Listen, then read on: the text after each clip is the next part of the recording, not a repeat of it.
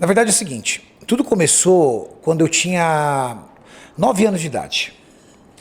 Eu sou de uma época que não tinha internet, eu tenho 46 anos de idade. Como é que você escolhia a sua profissão? Influenciado pelo pai ou pelo que você via na FDV? Meu pai era químico prático. O que é químico prático? É aquele camarada que aprendeu na época a fazer ofícios da área química num período que a profissão ainda não era regulamentada, não tinha conselho. Meu pai era o químico prático, que hoje seria um operador de processo. Ele operava reator químico na indústria farmacêutica. Caraca, o que é isso? Um reator químico? Reator químico. O reator químico, imagina um vaso gigante. Ok. Um cilindro gigante, com uma camisa externa onde corre vapor, onde você realiza transformações químicas ali dentro para produzir um medicamento. Teu pai é... Meu pai operava esses reatores. Ok. Sob comando de um farmacêutico responsável ou de um gerente de área, mas meu pai operava reatores. Meu pai foi o funcionário padrão que você consegue visualizar. Ele entrou como faxineiro na empresa e saiu como químico prático, operador de processos hoje na mesma empresa. Ele trabalhou 38 anos na mesma empresa, Joel. Entrou como faxineiro. Única empresa que ele trabalhou. Você sabe o que é mais louco? Ele entrou durante 38 anos na mesma portaria, porque a empresa nunca mudou de local. Você sabe o que é mais louco ainda? Ele deu bom dia durante 38 anos para o mesmo porteiro, porque o porteiro tinha 42 anos de empresa. Que maravilhoso. O mesmo tempo. Que cidade?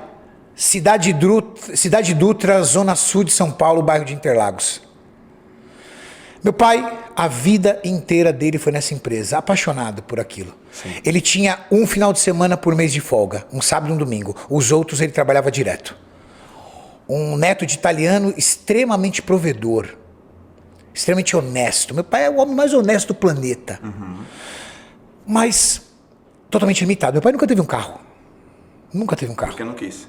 Porque não tinha dinheiro. Meu pai, com 54 anos de idade, em plena atividade, a indústria resolveu retornar para os Estados Unidos, demitiu ele e deu uma medalhinha de bronze como honra ao mérito e botou nas costas dele e falou assim, vai para casa. Você sabe que um homem de 54 anos na década de 80 perdeu o emprego? É garantia de não ter mais emprego. Meu pai ficou extremamente deprimido. Cara, 38 anos. Sim. Com um final de semana de folga por mês. Meu pai tirava 15 dias de férias no ano. Obrigatório, porque senão ele não tirava. Sim. Meu pai teve um AVC e um ataque cardíaco. Caído na cama. Minha mãe, dona de casa, sempre dona de casa. Minha mãe teve uma crise nervosa por conta do que aconteceu com meu pai. Teve parte do corpo dela paralisado por uma crise nervosa. Minha mãe começou a fazer faxina na casa de família e ela tinha que disfarçar que ela puxava uma perna, porque senão a dona da casa mandava embora. E aí eu vi meu pai de um lado inválido, minha mãe do outro. Só que antes disso, aos 9 anos de idade, isso aconteceu quando eu tinha 12. Aos 9 anos de idade, meu pai me levou uma vez para conhecer a fábrica. Eles abriram um final de semana para os pais levarem os seus filhos.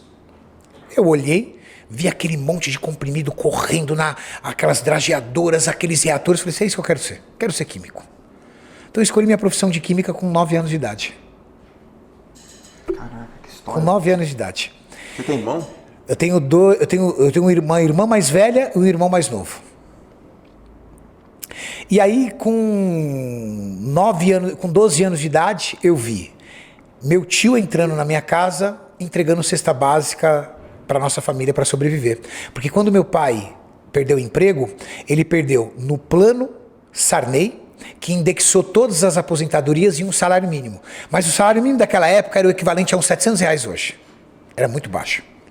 E, após o plano Sarney, veio o plano Collor, ao qual ele congelou todas as aplicações. E aí, o dinheiro da rescisão do meu pai, que era tudo que ele tinha, o Collor travou. Então meu pai não tinha nem dinheiro guardado, e não tinha uma aposentadoria capaz de sustentar a família. O que aconteceu? Ele virou uma pessoa inválida na cama, minha mãe foi trabalhar em faxina e os meus tios, meus parentes, entregando cesta básica pra gente ajudar. para nos ajudar.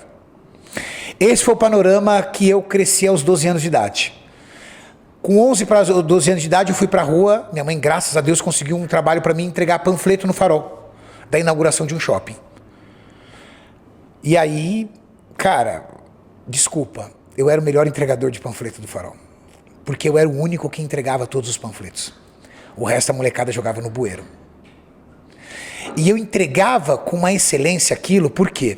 Porque eu não podia perder aquele trabalho. Porque se eu perdesse aquele trabalho, eu sabia que eu ia ver minha mãe de joelho, no rádio, na oração do meio-dia do Paulo Barbosa, chorando para as coisas melhorarem. E eu não queria ver minha mãe chorando.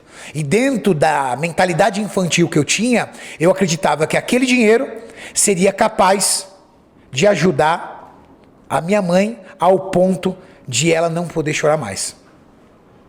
A coisa que mais torturava a mim e meu irmão em especial era ver a minha mãe chorando, debruçada naquele rádio. Eu nem sei se o Paulo Barbosa ainda é vivo, mas rapaz, eu tinha um pânico quando chegava próximo ao meio-dia, porque eu sabia que eu ia ver minha mãe dobrada de joelho chorando, pedindo para as coisas melhorarem. Eu era o melhor entregador de panfleto. Rapidamente eu deixei de ser entregador de panfleto e consegui, aos 12 para 13 anos de idade, um emprego de office boy num escritório de contabilidade, arranjado, porque você não pode trabalhar nessa idade. A gente está falando da década de 90. 14 anos de idade eu tirei carteira de trabalho. Só que aos 14 anos de idade eu também consegui passar num curso técnico. Eu saí do primeiro grau e fui aprovado num curso técnico. Fui o melhor aluno no primeiro grau. Minha mãe deve ter ainda o troféuzinho dela. Minha mãe falecida esse ano, mas minha mãe deve ter guardado ainda na casa dela o troféuzinho que eu tinha de melhor aluno do primeiro grau. Isso me rendeu passar num curso técnico em Química. Com 14 anos eu entrei no curso técnico em Química.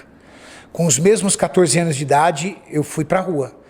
Eu varri o centro da cidade, nas agências de emprego, tentando uma vaga para estagiário em Química, em técnica em Química, mas eu tinha acabado de começar o curso. Não dava para fazer estágio ainda. Mas eu consegui uma vaga de auxiliar de laboratório. Lavar vidraria no laboratório. Lavando vidraria no laboratório, eu rendo aí meus créditos a um rapaz chamado Pedrinho, o chefe do laboratório. Esse cara foi um salvador da minha vida. Porque ele chegou e falou assim: garoto, você tem muita vontade. Eu vou ensinar você muitas coisas da área química. E o cara que lavava vidro começou a fazer análise dentro de bancada de laboratório. Ele me ensinou muita coisa, muita. O que ele me ensinou me permitiu que aos 15 anos de idade eu entrasse numa multinacional cosmética. E ali eu fui desenvolvendo meu trabalho até os meus 18 para 19 anos de idade, quando nessa multinacional o meu diretor conseguiu emprego numa outra multinacional, que era um laboratório de controle de qualidade, e me levou junto. E aí eu fui para esse laboratório, assumi uma área, e eu tinha uma chefe que me odeia até hoje. Eu nunca mais a vi, mas eu acho que ela me odeia até hoje. Por quê? Porque eu comecei a trabalhar juntamente com ela e eu tomei conta do setor dela, todo. Tudo que tinha ali de aprendizado e de parte técnica, eu fui puxando. E o que aconteceu para ela? Ela entrou numa zona de conforto. E aí ela empurrou tudo para mim, eu entregava tudo, só assinava. Ela só assinava, só assinava, só assinava, só assinava. E aí? E aí um dia ela saiu de férias. E ali a turma... Quando ela saiu de férias, aí o meu diretor percebeu que os 30 dias de férias ela não fez falta nenhuma. Quantos anos você tinha? 19. E ela? Uns 35, 36. Aí... Quantas vezes mais ela ganhava que você? Ah, cara, eu devia ganhar, vamos falar em números de hoje, eu devia ganhar uns R$2.500, R$3.000, ela ganhava uns 10. Aí, eu dei conta dos 30 dias, e aí quando ela retornou, voltou para o posto dela, continuou trabalhando, e aí ela continuou executando as atividades dela, e aí eu subi no meu chefe, e falei pro meu chefe: olha, preciso ir embora. Ele falou: por quê? Eu falei: sim, porque sou eu que faço tudo aqui. Só que eu não tenho reconhecimento. Uhum. Aí ele falou assim: não vai embora. Tenha paciência. Só falou isso pra mim. Passado mais ou menos uns 3 meses, ele demitiu ela e me colocou no lugar. E aí eu entrei para a história dessa multinacional como líder de área, porque aí me tornei o responsável técnico, o líder de área mais jovem da história dessa empresa. E aí ele pediu para mim a única exigência: coloca um cavanhaque no rosto, senão as pessoas não vão te respeitar. Você é muito moleque. E eu coordenava biólogos, engenheiros, químicos, biomédicos, sem ainda ter formação universitária. Mas eu entendia muito já da área química, muito para pouca idade. Continuei desenvolvendo, continuei fazendo meu trabalho, continuei estudando e assumi várias áreas de lá. Os anos foram se passando e eu fui desenvolvendo dentro da empresa e assumi o cargo de químico responsável da empresa inteira. Fiquei abaixo somente do meu diretor. Meu diretor era militar, ex-militar, severo, Joel, bravo, muito severo. Um dia surgiu um belo de um curso para ser feito no Rio de Janeiro. Eu sempre falo isso nos podcasts, porque é um divisor de águas na minha vida. Ali a minha vida mudou, Joel, graças a esse curso. Surgiu um curso e eu era o primeiro a chegar e o último a sair da empresa. E era o cara que dominava todos os processos. O que todo mundo na empresa concluiu? Quem ia fazer o curso? Eu. Até eu acreditava que eu ia fazer. Eis que o meu diretor selecionou uma das minhas assistentes.